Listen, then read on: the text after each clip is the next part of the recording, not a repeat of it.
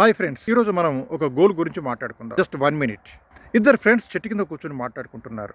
అందులో ఒకడు అంటాడు, ఒరే నాకు అందరిలా సామాన్యుడిగా బతకడం ఇష్టం లేదురా, జీవితంలో ఏదో ఒకటి సాధించాలని, ఏదో ఒక అద్భుతం చేయాలని అనిపిస్తుంది. కానీ అంతలోనే అబ్బో ఇది నాతో సాధ్యం అవుతుందా, ఇది నేను చేయగలనా అని భయం వేస్తుందిరా అంటాడు. దానికి ఆ రెండో వాడు, అవునరా నాకు కూడా అచ్చం అలాగే అనిపిస్తుంది. ఒక పెద్ద గోల్ పెట్టుకుని దాన్ని రీచ్ కావాలి, నా లైఫ్లో సెటిల్ కావాలి అనిపిస్తుందిరా, కానీ మళ్ళీ అంతలోనే భయం వేస్తుంది, ఇది నాతో అవుతుందా అని ఒక నెగిటివ్ ఆలోచన వస్తుందిరా అని అంటాడు. ఫ్రెండ్స్, నిజానికి ఈ సమస్య ఈ ఇద్దరు యువకులది కాదు, దేశంలో చాలా మంది యువకులది. ఎందుకంటే మనం లైఫ్లో ఒక కొత్త పని చేయాలనుకున్నప్పుడు, ఒక కొత్త ప్రయత్నం చేయాలనుకున్నప్పుడు, ఒక కొత్త పని మొదలు పెట్టాలనుకున్నప్పుడు మనకు ముందుగా వచ్చేది నెగిటివ్ ఆలోచనే. అది కామన్. ఎందుకంటే మన బ్రెయిన్ మొదటి నుంచి ఆ రకంగా ట్యూన్ చేయబడి ఉంది. ఇప్పుడు మన గోల్ గురించి కాసేపు పక్కన పెడదాం. మన గోల్ పెద్దదా చిన్నదా అని కాదు. ఎందుకంటే మనం 10 అంతస్తుల బిల్డింగ్ కట్టాలన్నప్పటికీ మొదటి ఇటుకతోనే మొదలవుతుంది.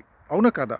అంటే ఇటుక పేర్చుకుంటూ పోతే ఎంత పెద్ద బిల్డింగ్ అయినా కట్టొచ్చు. అలాగే 1000 మైళ్ళ ప్రయాణమైనా మొదటి అడుగు నుంచే మొదలవుతుంది. అంతే కదా? అలాగే ఇప్పుడు నేను చెప్పేది జాగ్రత్తగా వినండి.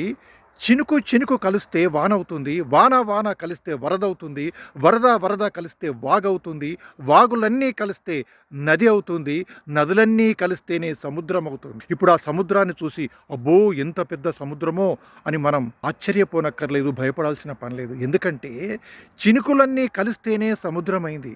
అలాగే మన చిన్న ప్రయత్నాలన్నీ కలిస్తేనే మన గోల్ని రీచ్ అయ్యేలా చేస్తాయి, మన లక్ష్యాన్ని చేరుకునేలా చేస్తాయి. అంతే కదా? అందుకని ఫ్రెండ్స్, మీరు అనుకున్నది సాధించడానికి, మీరు మీ గోల్ని రీచ్ కావడానికి ఏమాత్రం భయపడాల్సిన పని లేదు.